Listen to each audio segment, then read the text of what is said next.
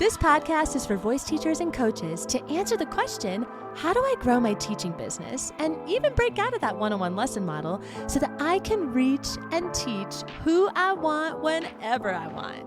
I'm your host, Allie Tyler, voice teacher of over a decade and marketing and business coach for fellow voice teachers. Welcome to the Voicepreneur podcast.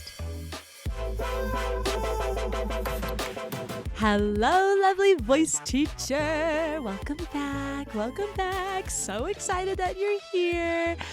What a lovely day. It is a beautiful, beautiful season right now here in Colorado. It is the fall. I'm recording this in October. I love October and I love these fall vibes, but I gotta admit, I am so not ready for winter.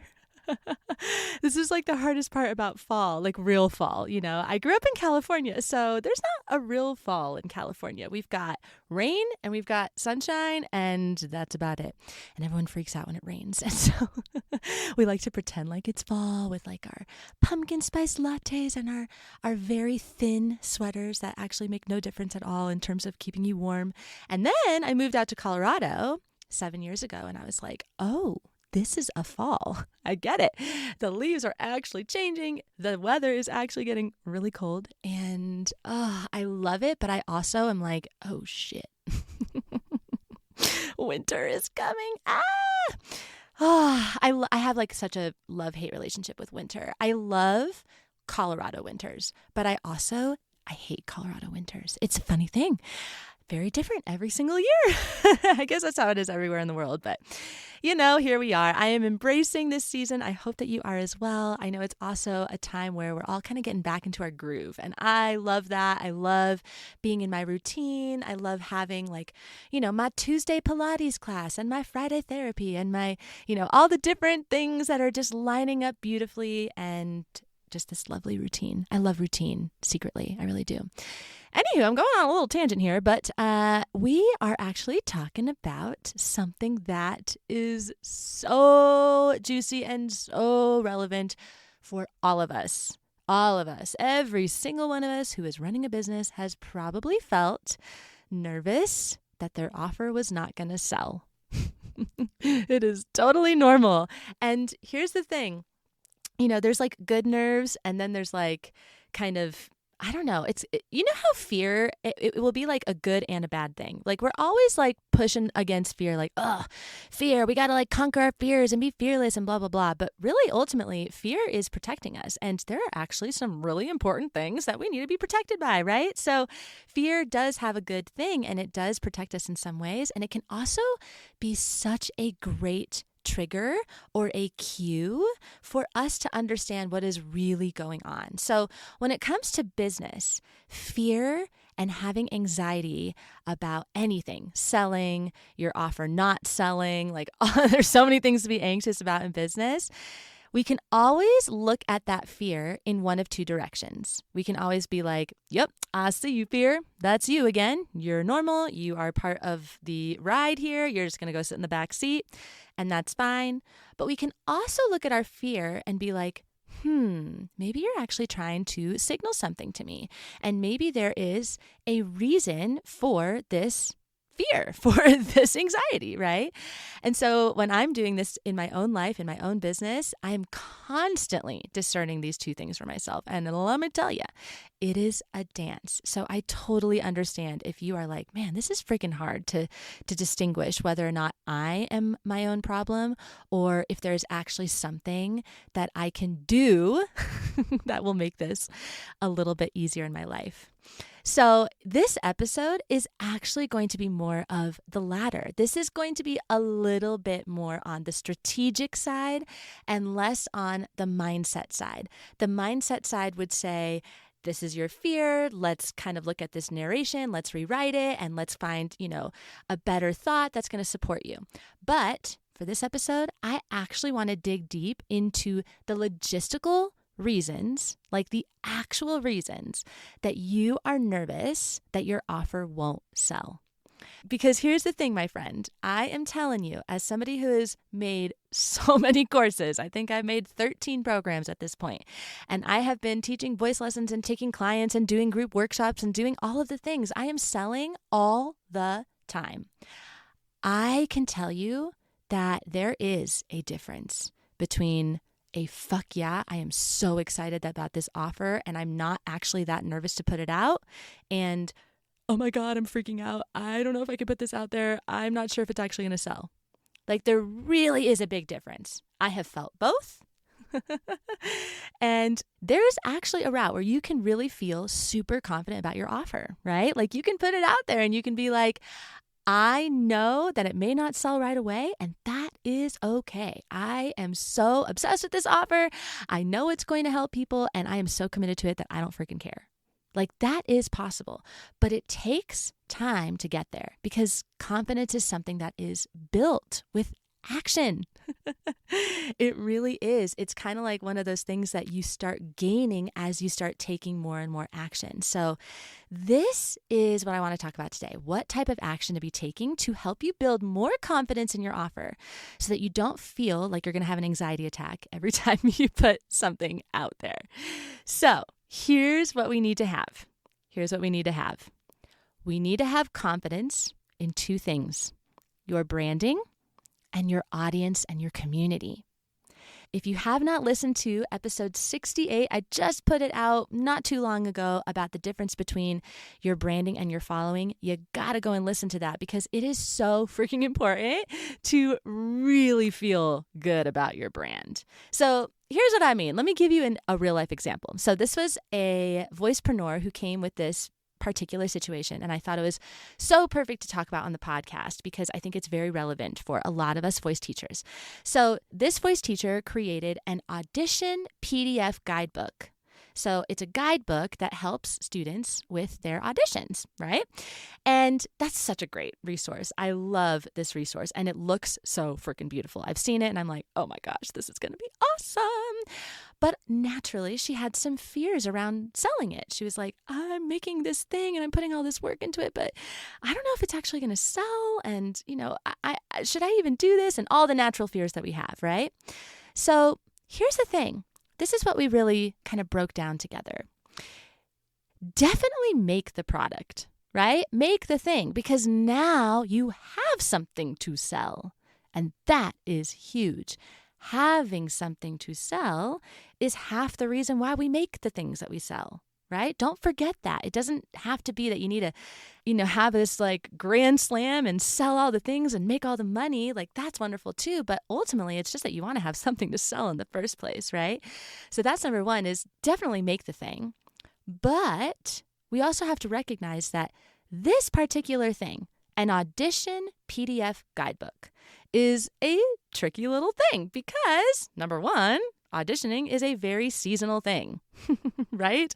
So if you are making this and you don't have a ton of current students who are auditioning for things, it's going to be harder to sell it. So that's fine. You just need to know that as part of your business plan, that this is a seasonal guidebook, that there are going to be ebbs and flows, and that there are going to be times where it is going to be like gangbusters, and then there's going to be other times where it's not going to sell at all. And that's okay.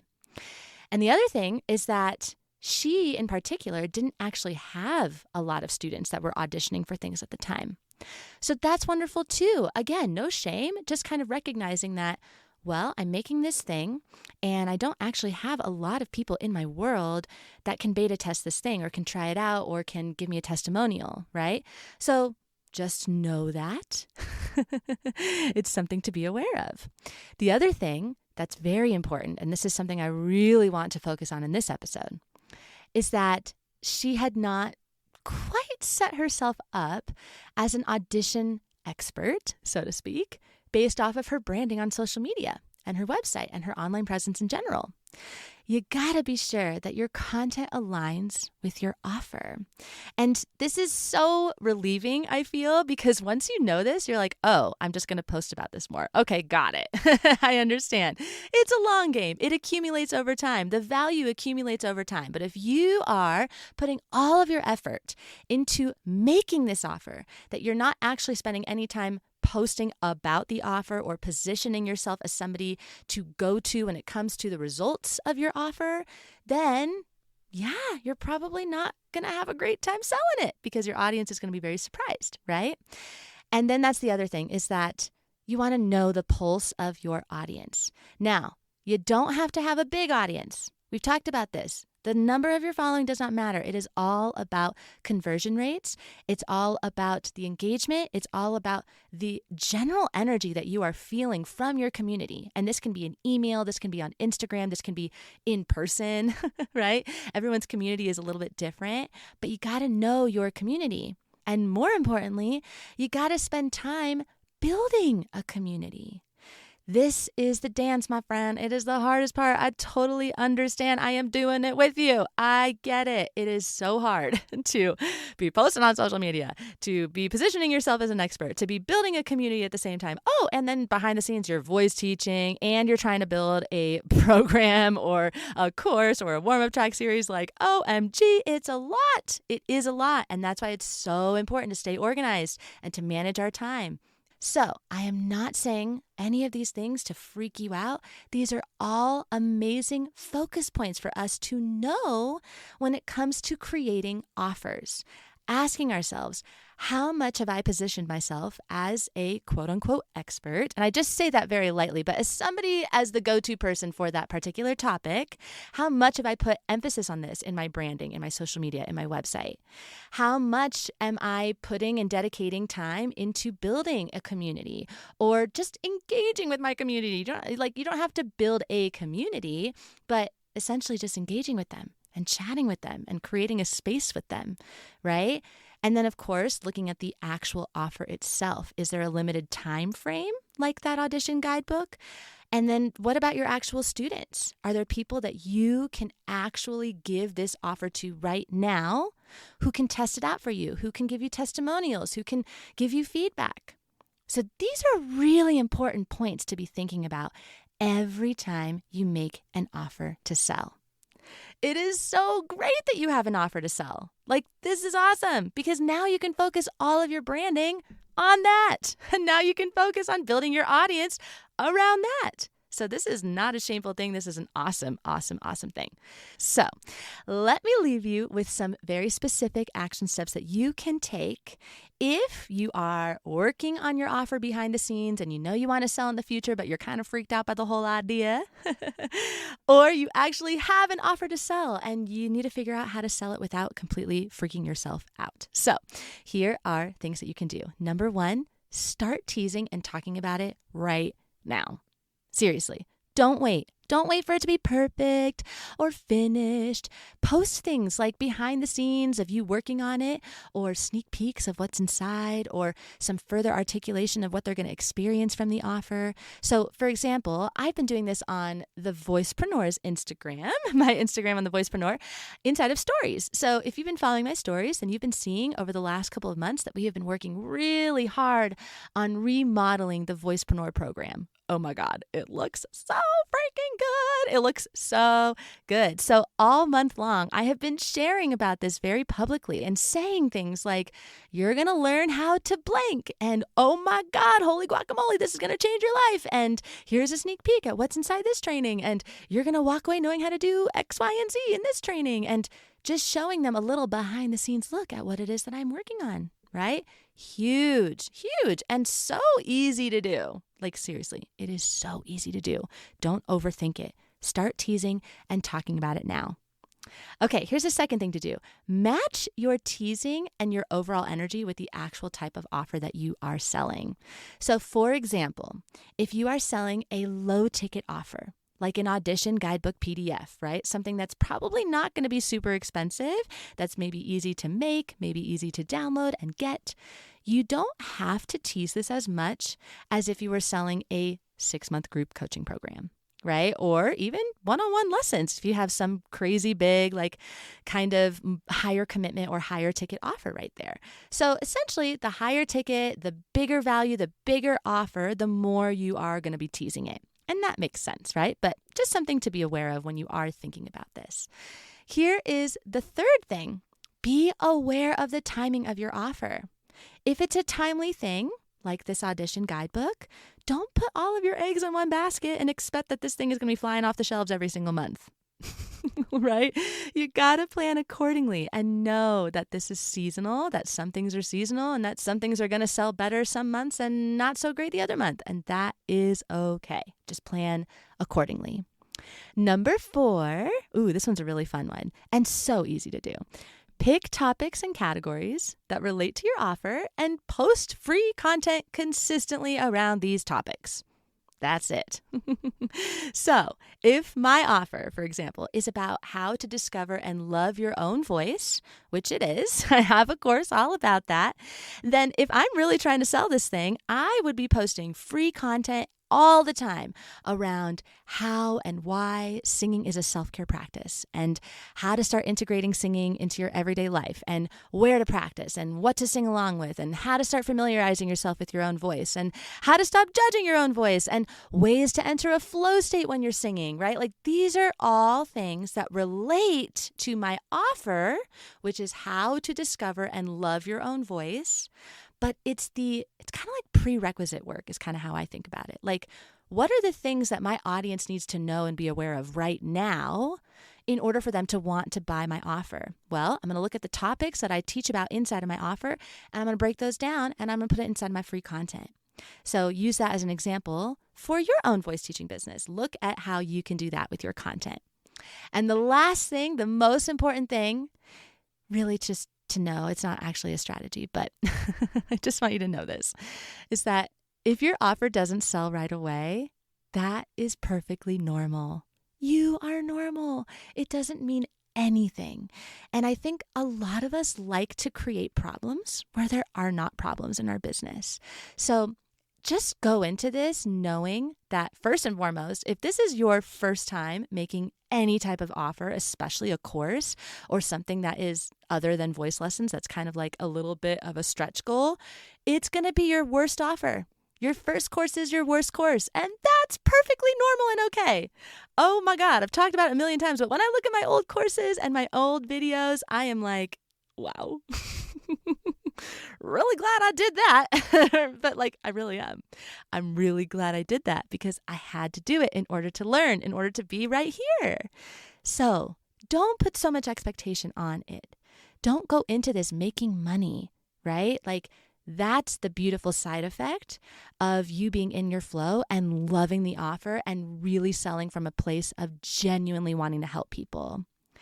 If you are feeling that anxious feeling of, well, I don't think I can put all this effort into it and not sell it, then I encourage you to rethink your offer because that's not long game thinking, right? You want to pick an offer that you can sell all the time through the months that are the dark months that people do not join, and it is okay because you freaking love the offer and you love what it does for people. If you keep hanging on to that vision, I promise you, it's going to be okay. You're going to be okay. You're going to sell it. You really will. I know you will.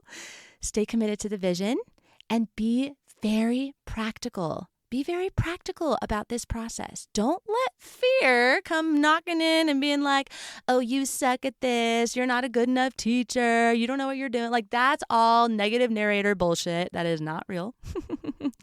But allow yourself the space to actually be savvy about your business, to really think about, okay, am I building a brand around this? Am I engaging with my community? Do they actually know what it is that I teach? Like if I looked at my Instagram profile for the very first time and I did not know who I was, would I be able to see very clearly that, oh, this is absolutely a teacher who would sell an audition guidebook, right? These are great questions to ask yourself. So I hope that you will, and I hope that you will continue to stay curious, to continue loving yourself and be brave. Be brave. Put the offer out there and just know it's okay if it doesn't sell. If it's your first one, it's your worst one. That's perfect. Take action, do it anyway. You're only going to get better. You're only going to learn so much more. So fun. I love you so much, and I hope that this was helpful, and I cannot wait to hear what lands for you. Let me know on Instagram, and I will catch you in the next episode. Oh my goodness, that was so juicy, and I'm so glad you're still here listening. You are amazing, and I can't wait to see what you take away from this episode and what you bring into your teaching business. Oof, it is going to be so good. If you want to come and see for yourself what it means to grow and scale your teaching business, come and check out the resources inside of the show notes or visit us over at thevoicepreneur.com. If you enjoyed this episode, take a screenshot, share it on your Instagram stories, and tag me at The Voicepreneur.